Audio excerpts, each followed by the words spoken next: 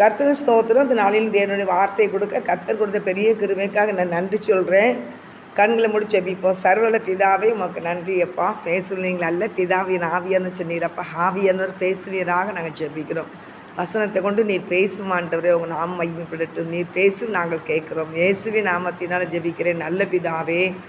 ஆமேன் ஆமேன் ஆமேன். லூக்கா 13ஆம் அதிகாரம் 12ஆம் வசனத்தை நீங்கள் பார்த்தீங்கன்னா, இயேசு அவளை கண்டு தம்மிடத்தில் அழைத்து, ஸ்திரீயே உன் பலவீனத்தினின்று விடுதலையாக்கப்பட்டாய் என்று சொல்லுகிறார். ஆண்டவர் சொல்கிறார்.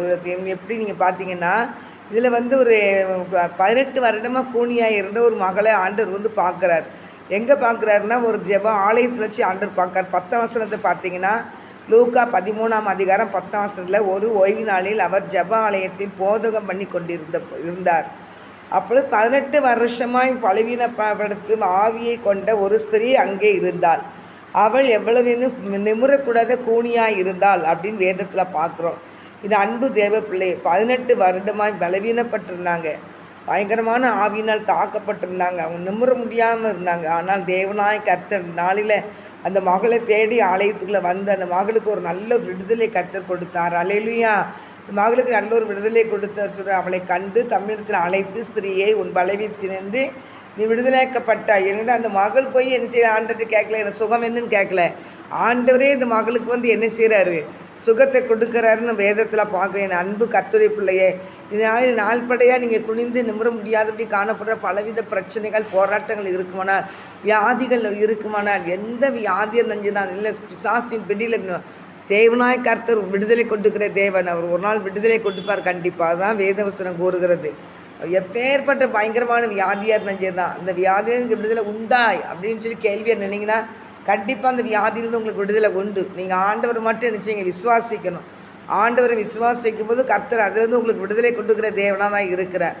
அந்த ஸ்ரீ அங்கே ஆலயத்தில் இருந்தாலும் அவள் எவ்வளோ நிமிரக்கூடாத கூனியாக இருக்கிறார். ஆனால் அந்த மகளை ஆண்டவர் கூப்பிட்டு அவளுடைய பலவீனத்தினின்று விடுதலையாக்கப்பட்டாய்ன்னு ஆண்டவர் சொல்கிறார் பாருங்க. அவளுக்கு விடுதலை கொடுத்தார் கர்த்தர். அவர் கர்த்தருடைய ஆலயத்துக்கு வார பிள்ளைகளாக இருந்தாலும் சரி தான், தேவ சமூகத்தில் ஜெபிக்கிற பிள்ளைகளாக இருந்தாலும் சரி தான், எப்பேற்பட்ட காரியமாக இருந்தாலும் ஆண்டவர் அந்த காரியத்தில் விடுதலை பண்ணி கர்த்தரை ஆசீர்வதிக்கிற தேவனாக இருக்கிறார். அதனால் தேவ பிள்ளைகளை யாராக இருந்தாலும் சரி தான், ஐயா இப்படிப்பட்ட பிரச்சனையில் நான் இருக்கிறேன், எனக்கு வெளியே வரவே முடியலையே, கடன் பாரத்தில் இருந்தாலும் சரி தான், வியாதினால இருந்தாலும் சரி தான், குடும்பங்களில் பிரச்சனைகள் போராட்டங்கள் பயங்கரமான நெருக்கடியாக இருந்தாலும் சரி தான், எல்லாவற்றையும் நீங்கள் ஆண்டவரை விசுவாசிக்கும் போது எல்லாத்துலேருந்து உங்களுக்கு ஒரு விடுதலை உண்டு. அவருக்கு முன்னால் நீங்கள் உண்மையாக நிற்கும்போது தேவனாய் கர்த்தர் உங்களுக்கு அந்த காரியத்தை ஒரு நாளையும் ஜெயமாய் கர்த்தர் மாற்றி கொடுக்குற தேவன் நம்மளோட கூட இருக்கிறார். அதாவது தேவனாய் கர்த்தர் நம்மளை பார்த்து கடந்து போகிற தேவன் அல்ல. அவர் நம்மளோட கூட இருக்கிறார். அவர் மனுப்புத்திரர் எல்லாத்தையும் பார்த்துக்கிட்டே இருக்கிறாராம். இந்த பூமி மனுப்புத்திரை கொடுத்துருக்கிறாரு. தேவன் வானத்தில் இருக்கிறாரு. அவர் எல்லா மக்களையும் பார்க்குறாரு. பார்த்து அவர் விசாரிக்கிற தேவனாக இருக்கிறாரு. அவருக்கு யாருமே மறைவானவங்க கிடையாது. எல்லா பிள்ளைகளும் ஆண்டவருக்கு முன்னால் தான் இருக்கிறாங்க. அதனால் தேவ பிள்ளைகளை யாராக இருந்தாங்கன்னா, ஏசு எங்கேயோ இருக்கிறாரு, ஆலயத்தில் இருக்கிறாரு. அதனால் நம்மளை என்ன செஞ்சாலும் பார்க்க மாட்டார் அப்படின்னு நினைக்காதுங்க. ஒவ்வொரு மனிதனுக்குள்ளேயும் ஆண்டவர் இருக்கிறாரு. ஒவ்வொரு குடும்பங்களையும் ஆண்டவர் இருக்கிறார். ஆண்டவர் நீங்கள் தேடினா அவர் வெளிப்படுவார். ஏசப்பாவை நீங்கள் தேடினா வெளிப்படுவார். அவர் எல்லா இடத்துலையும் நமக்கு பாதுகாப்பாக இருக்கிற கர்த்தர் தான். ஆனால் தேவ பிள்ளைகளை யாராக இருந்தாலும் சரி தான். ஆனால் ஆண்டவர் நினச்ச மாட்டேங்காங்க. நிறைய பேர் நோக்கி பார்க்க மாட்டேங்காங்க. இயேசு கிறிஸ்து இந்த உலகத்தில் மீட்டெடுக்க தான் நமக்காக வந்தார். வியாதிப்பட்ட பிள்ளைகளுக்கு சுகத்தை கொடுக்க தான் ஆண்டவர் வந்தார். பிசாசின் பிடியில் கிடக்கிற யாவருக்கும் அவர் விடுதலை கொடுக்க தான் இயேசப்பா இந்த உலகத்தில் வந்தாங்க. எவ்வளோ ஒரு மறித்துருந்தாங்க. மறித்து போன மக்களை போகிறாங்க. உயிரோடு எழுப்பின ஆண்டவர் நம்ம ஆண்டவர். மறித்து போய் கிடந்த பிள்ளைகளை ஆனால் 12 வருஷமாக பெரும்பாடுல ஸ்திரியை தேடி ஆண்டவர் விடுதலை கொடுக்காரு பாருங்க. அந்த தெருவிலையாக வாரார் பாருங்க. மார்க் 5ஆம் அதிகாரத்தில் நீங்கள் பார்த்தீங்கன்னா, மார்க் 5ஆம் அதிகாரத்தில் ஏசப்பா அந்த தெருவில் நினச்சிடார் வாராரு. 12 வருஷமாக பெரும்பாடுல ஸ்திரீ அநேக வைத்தியர்கள் அவங்க இருந்துச்சுண்டா எல்லா பணமும் செலவழிஞ்சு போட்டு, ஆனால் சற்றாகில் இருந்துச்சு அவளுக்கு குணமாகலை. ஆனாலும் அந்த இடத்துல என்ன செஞ்சார், ஆண்டவர் அந்த மகளுக்கு ஒரு விடுதலை கொடுக்குறதுக்கு அந்த தெரு பகுதியாக வருகிறார். இதை கேள்விப்பட்டு அந்த மகள் அந்த கூட்ட நெரிசலில் ஆண்டோடைய வஸ்திரங்களை தொட்டாலாவது நான் சுகமாகிற மாட்டானான்னு சொல்லி பாரத்தோடு கண்ணீரோடு நின்ன மகளை தேவனாய் கர்த்தர் விடுதலை பண்ணார். அல்லேலூயா. அவருடைய வஸ்திரத்தில் தேவனுடைய வல்லமை புறப்பட்டு சென்று அந்த மகளுக்கு அந்த நிமிஷத்திலே ஆண்டவர் சுகத்தை கொடுத்தார். ஆனால் தேவனாய் கர்த்தர் சுகம் கொடுக்குற தேவன் தான். ஆண்டவர் விடுதலை கொடுக்குற தேவன் தான். சற்றான எரிச்சல் விசுவாசத்தில் குறைந்து போகவே கூடாது. கடுகளவு விசுவாசம் இருந்து மழை பார்த்து பெய்ந்து போன்னு சொன்னாலும் கூட மழை பெய்து போகுமா. ஏன்கிட்டீங்க நீங்கள் ஜெபம் பண்ணிக்கிட்டே இருக்கும்போது ஒரு நாள் இல்லை அன்றைக்கி கூட இதில் போட்டு விட்ருக்கேன் மெசேஜில். ஜெபம் பண்ணிக்கிட்டே இருக்கும்போது ஜெபத்தில் எதை கேட்டாலும் நீங்கள் பெற்றுக்கொள்ளின்னு தான் ஆண்டவர் சொல்லியிருக்கிறாரு. ஜெபத்தில் எவைகளை கேட்பீங்களோ அது பெற்றுக்கொள்வீர்கள். ஆனால் கர்த்தருடைய பிள்ளைங்களை யாராக இருந்தாலும் சரி தான், இயேசு கிறிஸ்தவங்களுக்கு தான் சுகத்தை கொடுப்பார், நமக்கு சுகம் தரமாட்டார்னு நீங்கள் நினைக்கக்கூடாது. ஏன்ட்டா இதில் மத்தியில் கூட ஒரு வசனம் இருக்குது. மத்தியில் கூட ஒரு வசனம் இருக்கும். அந்த கானானிய ஸ்திரீ தன் மகளுக்கு பிசாசின் பிடியில் இருந்த மகளை நினச்சிவா ஏசப்பா இருக்கிற இடத்துக்கு கூட்டிகிட்டு வருவா. ஏசப்பா இருக்கிற இடத்துக்கு கூட்டிகிட்டு வரும்போது அந்த இடத்துல என்ன செய்யும், ஏசப்பா நான் இஸ்ரவேலர்களுக்காக தான் வந்திருக்கேன், உங்களுக்காக நான் வரல அப்படின்னு ஆண்டவர் சொல்லுவார். ஆனால் அந்த இடத்துல அவன் என்ன செய்யும், ஆண்டர்கிட்ட போராட்டியை பெற்றுக்கொள்வாள். பிரஜாதி மக்கள், ஆண்டோடைய அறியாத மக்கள், அந்த மக்கள் அவள் கேட்குறா பாருங்க. அவள் சொல்கிறான் 15ஆம் அதிகாரத்தில் 22 அப்போ நீ போடுறதுக்கு நீங்கள் பார்த்தீங்கன்னா பின்பகுதியில் அவன் மகன் என்ன பிசாசினால் கொடிய வேதனைப்படுகிறான்னு சொல்கிறார். கொடிய வேதனை, பிசாசினால் கொடிய வேதனைப்படுறா. அந்த மகளுக்கு அவன் நினைச்சார் சுகத்தை கொடுக்குறாரு. அவர் திருப்பி நினைச்சார் அந்த மகளுக்கு எப்படி சுகத்தை கொடுக்குறா. அவளுக்கு பிரயுத்தரமாக அவள் ஒரு வார்த்தை அவர் சொல்லலை.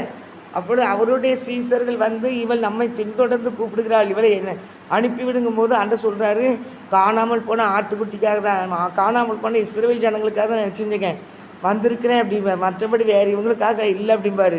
ஆனால் அவள் ஆண்டவரை எனக்கு உதவி செய்யும் என்று அவரை பணிந்து கொண்டாள். அவர் சொல்கிறாரு, அவளை நோக்கி பிள்ளைகளின் அப்பத்தை எடுத்து நாய்க்குட்டிக்கு போட மாட்டேன் அப்படிங்கிறாரு. அதற்கு அவள் மெய்தான ஆண்டவரை ஆகிலும் நாய்க்குட்டிகள் தங்கள் எஜமானிகளின் மேஜையில் விழும் துருக்கிகளை தின்னுமே அப்படிங்கிறா.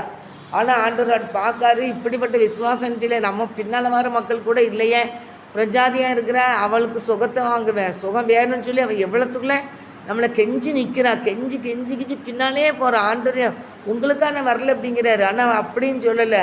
அவன் என்ன சொல்கிறா, என்ன காணாமல் போன இஸ்ரவேலில் இருக்கிற ஆடுகளுக்காக என்ன வீட்டாருக்கே அனுப்பப்பட்டேன் என்று மற்றபடி அல்லங்கிறார் ஆண்டவர். மெய்தானவர் எனக்கு நீர் உதவி செய்யும் அப்படின்னு அவரை பணிஞ்சு கொள்கிறா.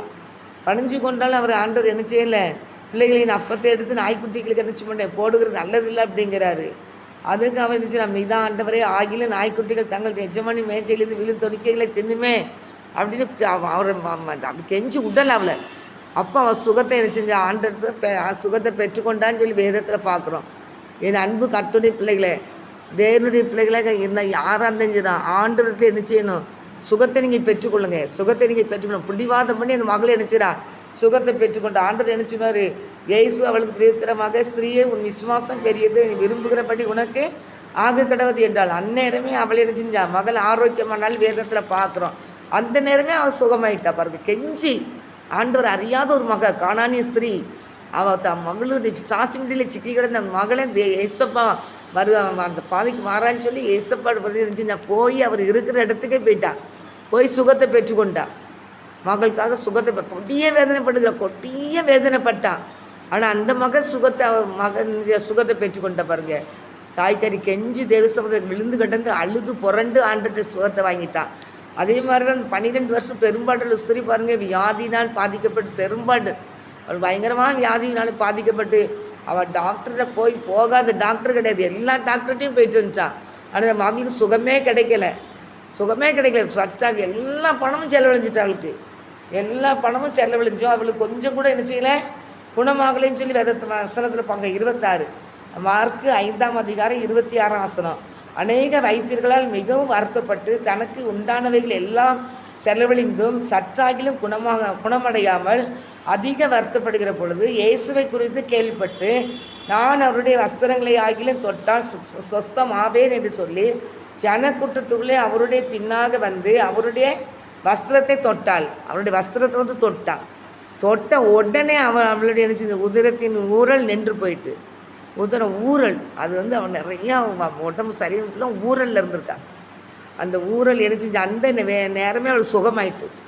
வஸ்திரங்களை தான் ஆண்டோடைய வஸ்திரங்களை தான் தொட்டா. ஆண்டோடைய வல்லம் அப்படியே அந்த மகள்கிட்ட என்ன செஞ்சு போய் உடனே அவள் என்ன செஞ்சுருக்கா, சுகத்தை பெற்றாள்.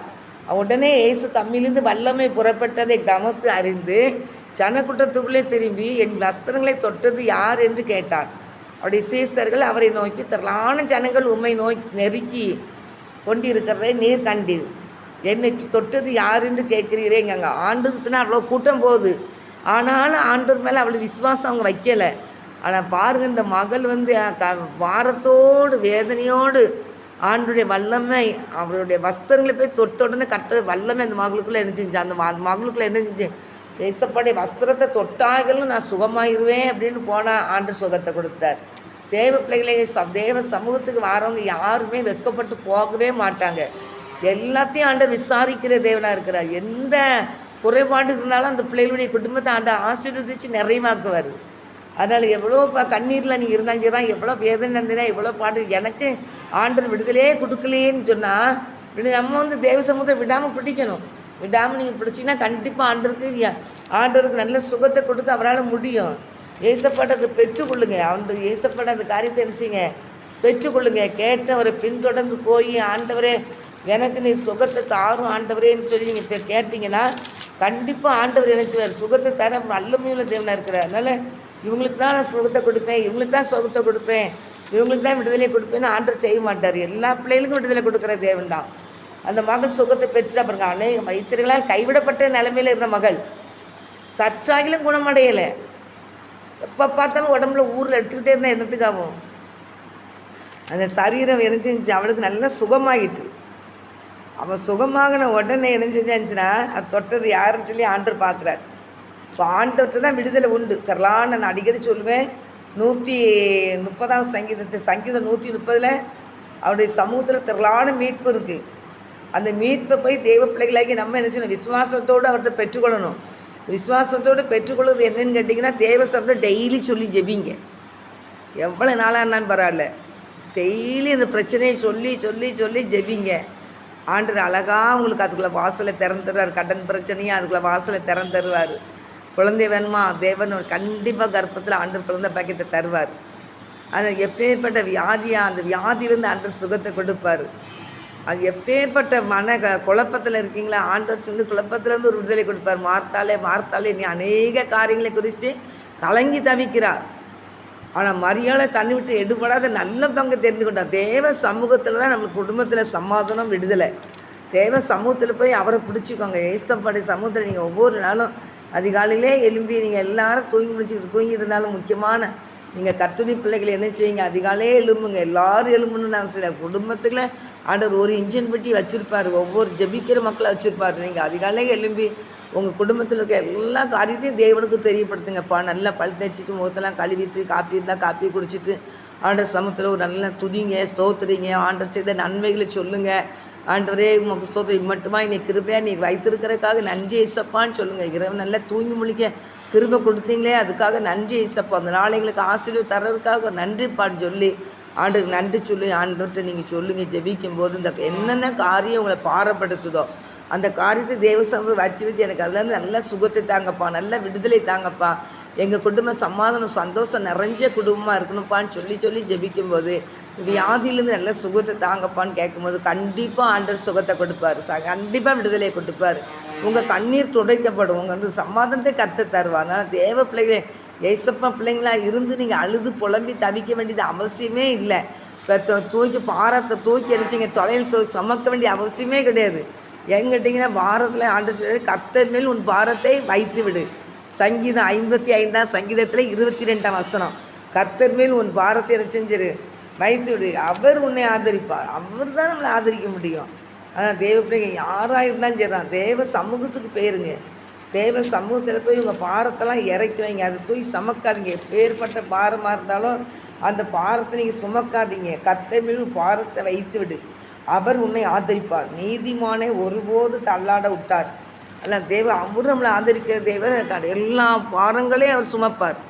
அது அந்த அடிக்கடி முன்னால் வந்து டிவியில் போட்டுக்கிட்டே இருந்தாங்க. அந்த ஒரு டிவியில் நடக்கும். ஒரு அம்மா புள்ளுக்கிட்ட தூக்கி தலையில் சமந்துக்கிட்டே போகிறாங்களாம்.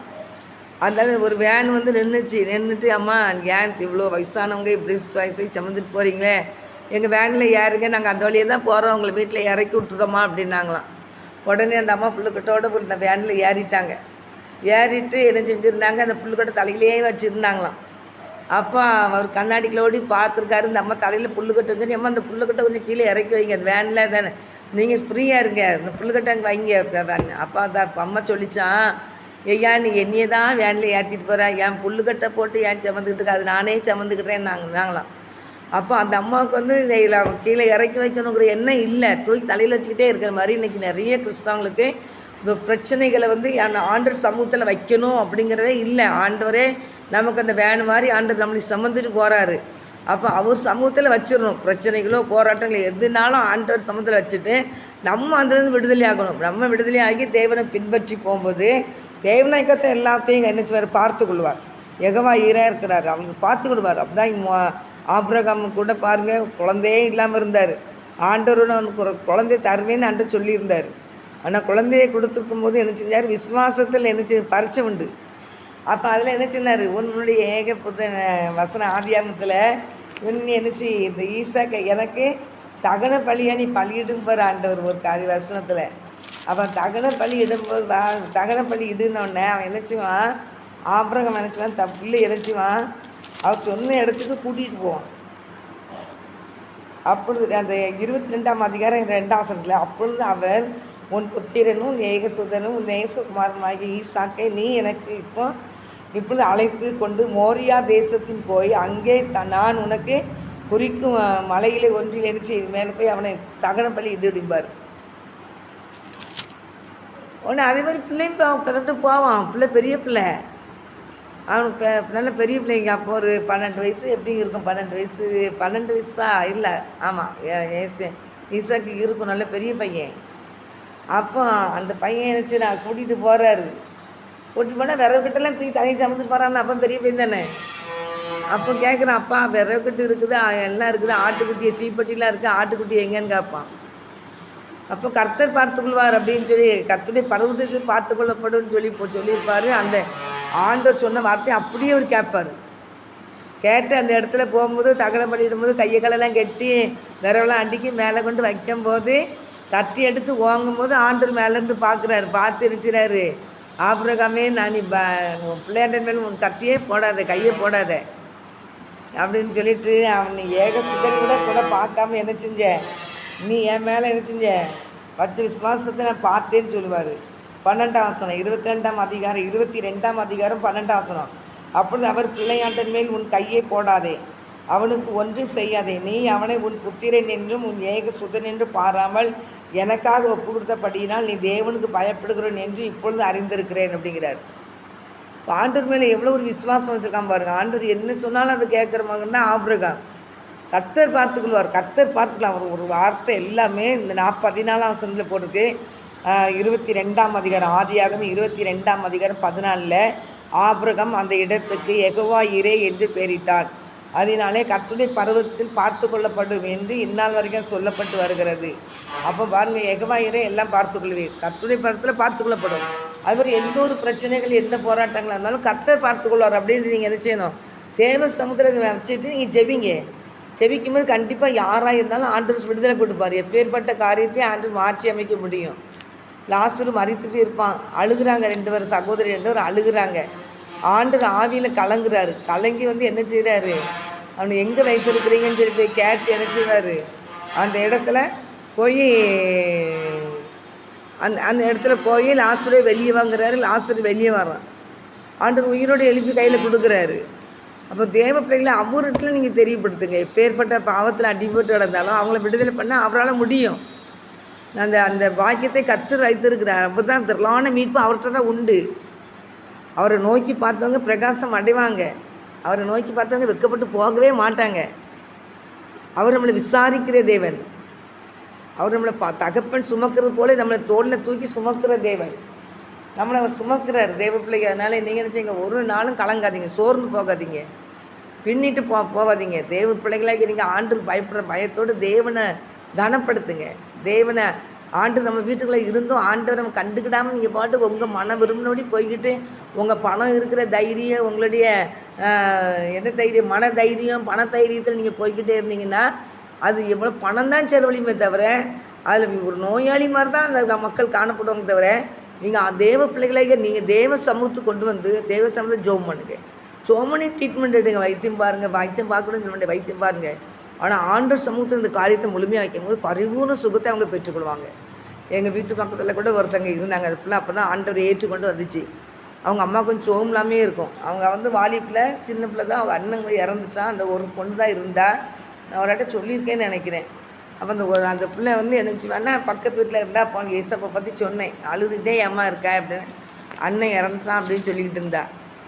சரி வா, நீ ஏசப்பை ஏற்றுக்கொள்ள, உனக்கு சமாதானத்தை ஆண்டவர் தருவார், கண்டிப்பாக நீ கலங்காத அப்படின்னு சொன்னேன். அப்போ அந்த பொண்ணு எங்கள் பக்கத்து வீட்டில் வாடகைக்கு இருக்கிறனால எங்கள் வீடு நான் கூப்பிட்டோன்னே எங்கள் வீட்டுக்கு வந்தோன்னு அவளுக்கு ஆண்டவரை பற்றி சொன்னேன். ஆண்டவருக்கு கேட்டா, ஏற்றுக்கொண்டா. கொஞ்ச நாள் கழிச்சு அவங்க அம்மாவுக்கு ரொம்ப சோம்பலாம் வந்துட்டு, ரொம்ப அவங்களுக்கு வந்து கிட்னியில் பாதிப்பு, ரொம்ப சோம்பலம் வந்து என்னச்சுனாங்க, ஆஸ்பத்திரியில் கொண்டு சேர்த்துட்டாங்க. பெரிய ஆஸ்பத்திரி, கவர்மெண்ட் ஆஸ்பத்திரி சேர்த்தாங்க. அப்போ எங்கள் வீட்டில் வந்து பாஸ்டிங் ப்ரேயர் நடக்கும். அப்போ நாங்கள் எல்லாருமே வந்து ஜெபம் பண்ணுவோம் நிறையா. அப்போ அவங்க அம்மா பேருக்கெலாம் சொல்லி ஜெபம் பண்ணுவோம். அந்த பிள்ளை தான் எதாவது சமையல் செஞ்சு செஞ்சு ஆஸ்பத்திரி கொண்டு போவா. வந்து ஆண்டவரை ஏற்றுக்கொண்டதுனால அந்த இடத்துல நினச்சாங்க, டாக்டர் சொல்லியிருக்கிறாங்க, அம்மா இறந்துருவாங்க, அதனால் கையெழுத்து போட்டுன்னு சொல்லியிருக்காங்க. அப்போ இவ சொன்னால், கையெழுத்து நான் போடுறேன், நான் எங்கள் அம்மா இறக்க மாட்டாங்க, எங்கள் அம்மா பிழைச்சிக்கிடுவாங்க அப்படின்ட்டுருக்கேன். அப்போ எதை வச்சு சொல்கிறேன் அப்படின்னா, எனக்கு ஏசப்பா இருக்காங்க, ஏசப்பா எங்கள் அம்மா இறக்க விட மாட்டாங்க, என்னையை தனியாக விட மாட்டாங்க, ஏசப்பா எங்கள் அம்மாவை உயிரோடு எழுப்பி தருவாங்க அப்படின்னு சொல்லியிருக்கா.